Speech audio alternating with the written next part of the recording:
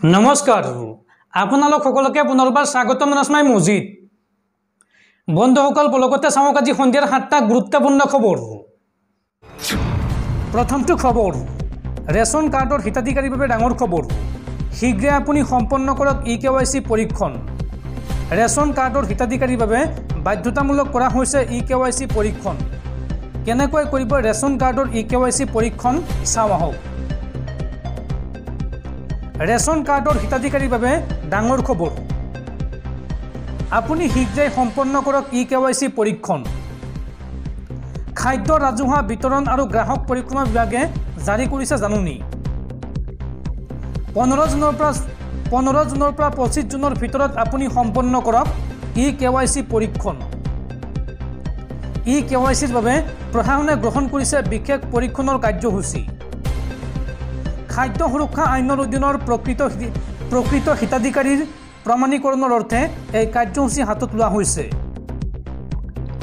Ration কাৰ্ডৰ হিতাধিকাৰীৰ বাবে বাধ্যতামূলক কৰা হৈছে ইকেৱাইচি পৰীক্ষণ ৰেচন কাৰ্ডৰ জৰিয়তে নিয়মীয়াকৈ বিনামূলীয়া চাউল পাবৰ বাবে শীঘ্ৰেই কৰক ইকেৱাইচি পৰীক্ষণ আপুনি কেনেকৈ কৰিব ৰেচন কাৰ্ডৰ ইকেৱাইচি পৰীক্ষণ চাও আহক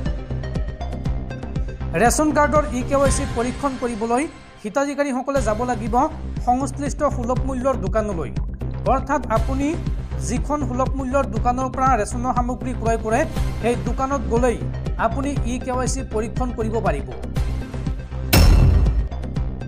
পৰৱৰ্তী খবৰ G7 সন্মিলনত ভাগ লোৱাৰ বাবে ইটালীত উপস্থিত দেশৰ প্ৰধানমন্ত্ৰী নৰেন্দ্ৰ মোদী ইটালীৰ অপোলিয়াৰ ব্ৰিন্ডিসি বিমানবন্দৰত প্ৰধানমন্ত্ৰী মোদীক আদৰণি G7 সন্মিলনত একাধিক দেশৰ নেতাৰ সৈতে সুকীয়াকৈ বৈঠকত অংশ ল'ব প্ৰধানমন্ত্ৰী মোদীয়ে পৰৱৰ্তী খবৰ সাৱধান ৰাজ্যবাসী সেকেন্ড হ্যান্ড মোবাইল ক্ৰয় কৰাৰ পূৰ্বে আপুনি সাৱধান সেকেন্ড হ্যান্ড মোবাইল ক্ৰয় কৰাৰ পূৰ্বে 100 বাৰ ভাবক এই সন্দৰ্ভত অসম আৰক্ষীৰ ডিজিপি জিপি সিঙে প্ৰদান কৰিছে সতৰ্কবাণী সেকেন্ড হ্যান্ড মোবাইল ক্ৰয় কৰি আপুনি জেলৰ ভাত খাবলগীয়া হ'ব পাৰে সেকেন্ড হ্যান্ড মোবাইল ক্ৰয় কৰোঁতে সাৱধান হওক সেকেন্ড হ্যান্ড মোবাইল ক্ৰয় কৰি বিপদত পৰিব পাৰে আপুনি এই সন্দৰ্ভত ডিজিপি জিপি সিঙে প্ৰদান কৰিলে সতৰ্কবাণী এই সন্দৰ্ভত অসম আৰক্ষীয়ে মুকলি কৰিলে CHEIR পৰ্টেল এই পৰ্টেলত তথ্য চাইহে ক্ৰয় কৰক সেকেন্ড হ্যান্ড মোবাইল চুৰি অথবা হেৰালে আপুনি তথ্য অন্তৰ্ভুক্ত কৰক এই পৰ্টেলত CHEIR পৰ্টেলত অন্তৰ্ভুক্ত মোবাইলৰ ওপৰত চকু ৰাখিব বিভাগীয় কৰ্তৃপক্ষই যদিহে চুৰি হোৱা মোবাইল ফোন অন কৰে তেন্তে আৰক্ষীয়ে লাভ কৰিব নটিফিকেশ্যন আৰু মুহূৰ্তৰ ভিতৰত আৰক্ষীয়ে গ্ৰহণ কৰিব ব্যৱস্থা আৰু যদিহে আপুনি চুৰি মোবাইল ক্ৰয় কৰে তেন্তে আপোনাৰ বিপদ নিশ্চিত হেয়েহে সেকেন্ড হ্যান্ড মোবাইল ক্ৰয় কৰাৰ পূৰ্বে আপুনি 100 বাৰ চিন্তা কৰক বন্ধুসকল তাৰপিছত 4 নম্বৰ খবৰটো জনোৱাৰ আগতে আপোনালৈ এটা সৰু ৰিকুৱেষ্ট যদি তালুকে এইটো ভিডিঅ'ত লাইক কৰা নাই তেন্তে প্লিজ এটা লাইক কৰি দিয়ক আৰু এনেকুৱা ধৰণৰ নতুন ভিডিঅ' পাবলৈ চেনেলটো সাবস্ক্ৰাইব কৰি কাষত থকা বেল আইকনটো প্ৰেছ কৰি ৰাখক পৰৱৰ্তী খবৰ ৰাজ্যত পুনৰ নিষিদ্ধ ঘোষিত উগ্ৰপন্থী সংগঠন আলফাৰ 3 সদস্যক গ্ৰেপ্তাৰ এইবাৰ শোণিতপুৰত গ্ৰেপ্তাৰ কৰা হৈছে আলফা স্বাধীনৰ 3 সদস্য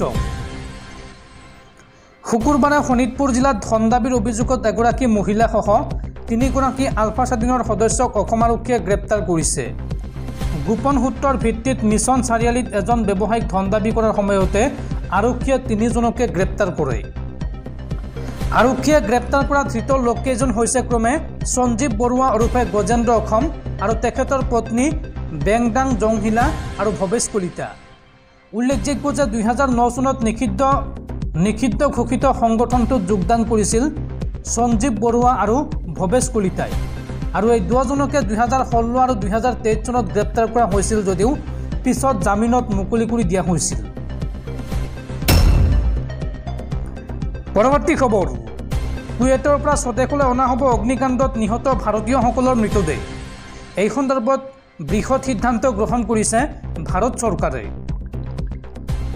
শুকুৰবাৰে অৰ্থাৎ আজি কুৱেটৰ পৰা স্বদেশলৈ অনা হ'ব অগ্নিকাণ্ডত নিহত হোৱা ভাৰতীয়সকলৰ মৃতদেহ আৰু ইতিমধ্যে কুৱেটৰ পৰা ৰাওনা হৈছে ভাৰতীয় বায়ুসেনাৰ বিশেষ বিমান ভয়াবহ অগ্নিকাণ্ডত কৰুণভাৱে মৃত্যুক সাবটি ল'বলগীয়া হৈছিল ভাৰতৰ ৪৫জন লোকে। নিহতসকল কেৰালা, তামিলনাডু আৰু কৰ্ণাটকৰ বুলি জানিব পৰা গৈছে। আজি মৃতদেহ লৈ কোচি বিমানবন্দৰত উপস্থিত হ'ব বিমানখন আৰু পৰৱৰ্তী সময়ত বিমানখন দিল্লীলৈ আহিব। সংশ্লিষ্ট ৰাজ্যৰ প্ৰশাসনক গতোৱা হ'ব মৃতদেহকেইটা। উল্লেখযোগ্য যে বুধবাৰে কুৱেটৰ মাংগাপ অঞ্চলৰ অন্তৰ্গত এটা শ্ৰমিক গৃহত সংঘটিত হৈছিল অগ্নিকাণ্ড আৰু এই ঘটনাত শুই থকা অৱস্থাত ধোৱাৰ বাবে শ্বাসৰুদ্ধ হৈ অধিকাংশ লোকৰ মৃত্যু হৈছিল। এই ঘটনাত প্ৰায় ৪৫জন ভাৰতীয় লোকৰ মৃত্যু হোৱাৰ লগতে ৫০ জনতকৈ অধিক লোক আহত হোৱা বুলি বৈদেশিক পৰিক্ৰমা মন্ত্ৰালয়ে প্ৰকাশ কৰিছিল। পৰৱৰ্তী খবৰ, অহা ২২ জুলাইৰ পৰা ৯ আগষ্টলৈ অনুষ্ঠিত হ'ব সংসদৰ বৰ্ষাকালীন অধিৱেশন আৰু প্ৰধানমন্ত্ৰী হিচাপে তৃতীয়বাৰৰ বাবে দায়িত্ব লোৱাৰ পাছত এয়া নৰেন্দ্ৰ মোদীৰ প্ৰথমখন অধিৱেশন। এই অধিৱেশনৰ প্ৰথম দিনটোতেই বাজেট উত্থাপনৰ সম্ভাৱনা কেন্দ্ৰীয় বিত্তমন্ত্ৰী নিৰ্মলা সীতাৰমণৰ। পৰৱৰ্তী খবৰ, চোৰাং গৰু আৰু অৰুণাচলী মদ সৰবৰাহৰ অভিযোগত গ্ৰেপ্তাৰ বিজেপি নেতা মনোজ হাজৰিকা।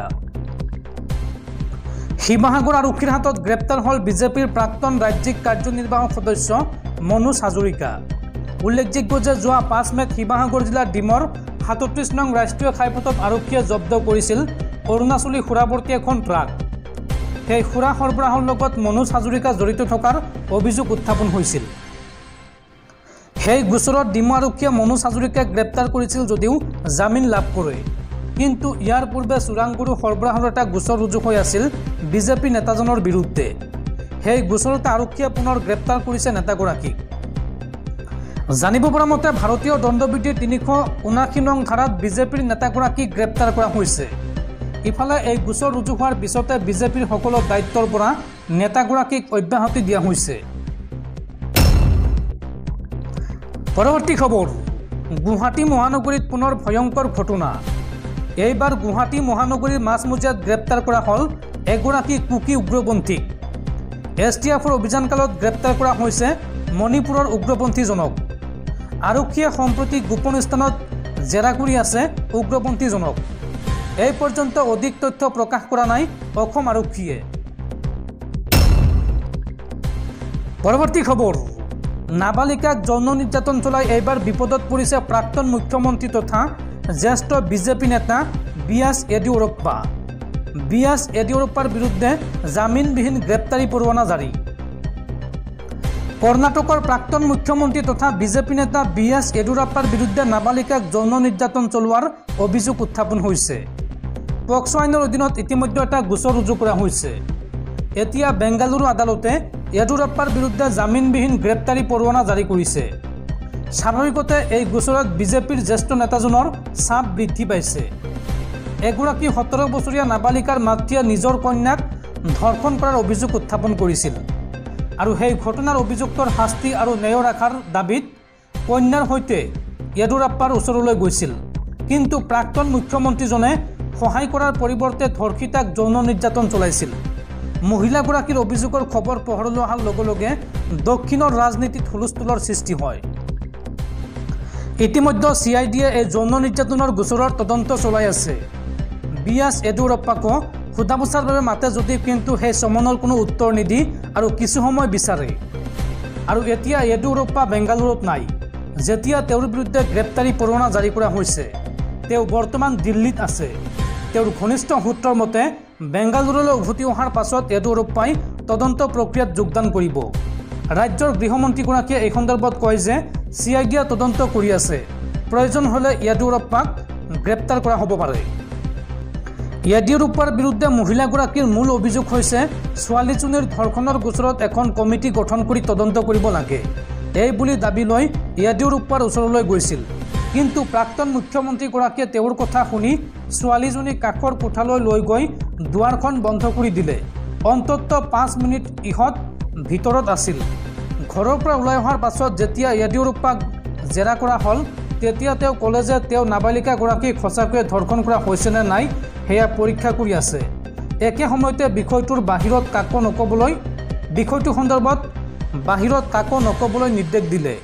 অৱশ্যে য়েডিয়ুৰাপ্পাৰ কাৰ্যালয়ে এই অভিযোগ খাৰিজ কৰে।